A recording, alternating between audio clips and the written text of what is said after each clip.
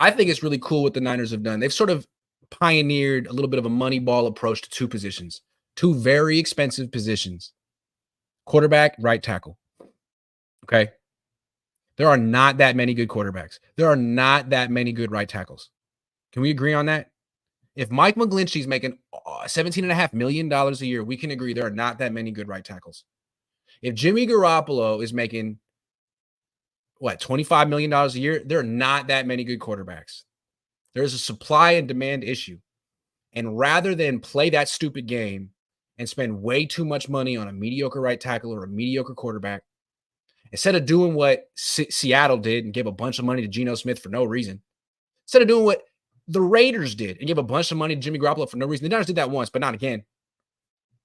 Instead of doing what the Broncos did and gave a bunch of money to Mike McGlinchey for no reason, the Niners were like, you know what? We know what Mike McGlinchey is. We can get Mike McGlinchey level play for $1 million a year. We can win with Mike McGlinchey. We don't need to pay Mike McGlinchey what he can get in the open market, but we can win with his level of player, and we can get his level of player for $1 million a season. They're right. Colton McKivitz is no worse than Mike McGlinchey. He's worth the $1 million. What's up, man? Hold on, I'm getting text. Oh, okay. Good to know. I don't have to do my sponsorship today, so never mind on that. I'm just going to go right past that. Anyway, quarterback money ball. I think this is a really important epiphany for teams to have. You don't have to spend market rates on certain positions because there's a supply and demand issue. You never want to overpay for mediocre quarterback play. You never want to overpay for mediocre right tackle play because at quarterback in particular, game managers are a dime a dozen. They're coming out of college fully formed. You can get a guy like Aiden O'Connell in round 4 or 5. You can get a guy like Bailey Zappi on day 3. Look at all these quarterbacks who started 4 years in college, throwing like 1,500 passes in college, aren't physically gifted, 6'1", not super strong, coming to the league, they can play. Jake Browning, Nick Mullins. Instead of pretending you have a difference maker at quarterback when only 5 teams do, don't give a bunch of money to some guy like Kirk Cousins who's not a difference maker. Just admit that admit that you're one of the 27 teams out there looking for a game manager and spend as little money on that game manager as possible so you can elevate him with the supporting cast.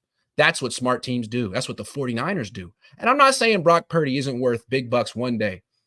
I don't know. We'll find out. But right now, the fact that he's worth $900,000 is the biggest advantage. It's what really should win him the MVP award. Talk about value. $900,000. It's so disruptive what the Niners are doing at this position that the rest of the league's going to copy it. You're going to see all these mid-level quarterbacks get cut or have to restructure their contracts because that middle class for quarterback should be gone.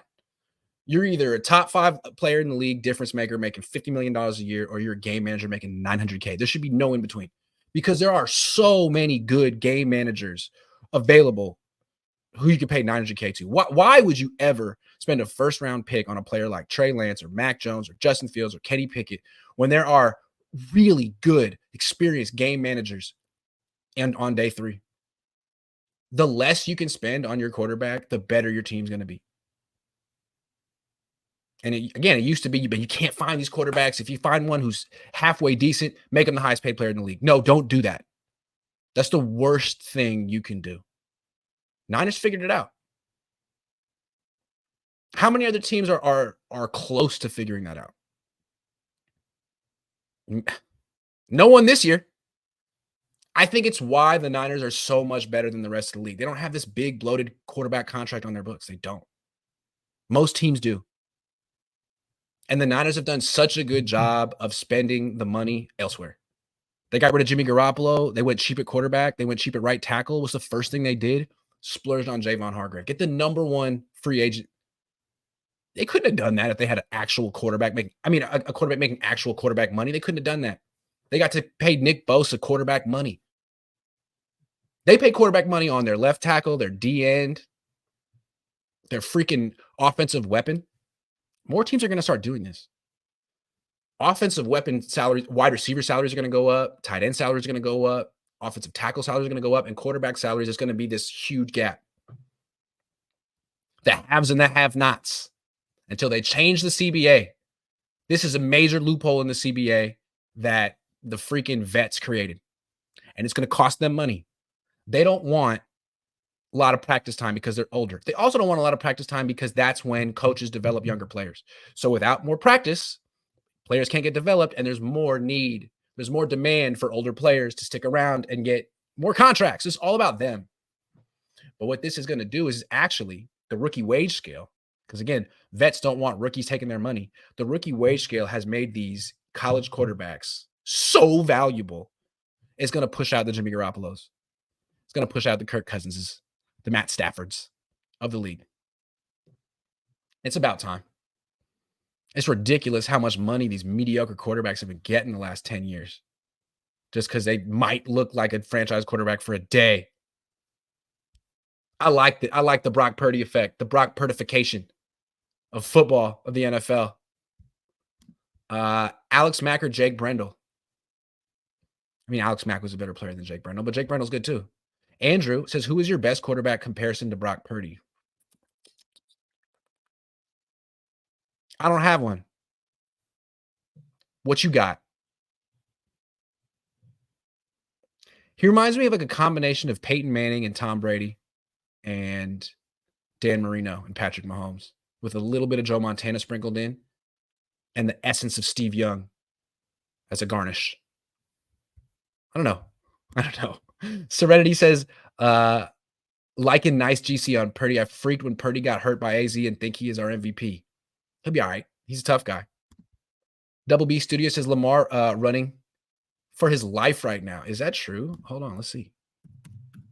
Every time you look like you think, hey, maybe there's a team that can challenge the Niners. Okay, so they're up 3-0 so far. All right. We'll check in on them. Double B Studio says Lamar running for his life right now. Autocorrect. Got you. Paul, should the Niners have drafted Kirk Cousins instead of Michael James in 2012? Yeah, I'm thinking so. Kenny G says, what do you think about the Tacos picking up DC Matt Patricia? LOL. I've been laughing all day. The Eagles are the Tacos? Why are they the Tacos? Yeah, Matt Patricia. He's really going to help. That team is in shambles. Never seen a team lose 2 coordinators and fall apart quicker.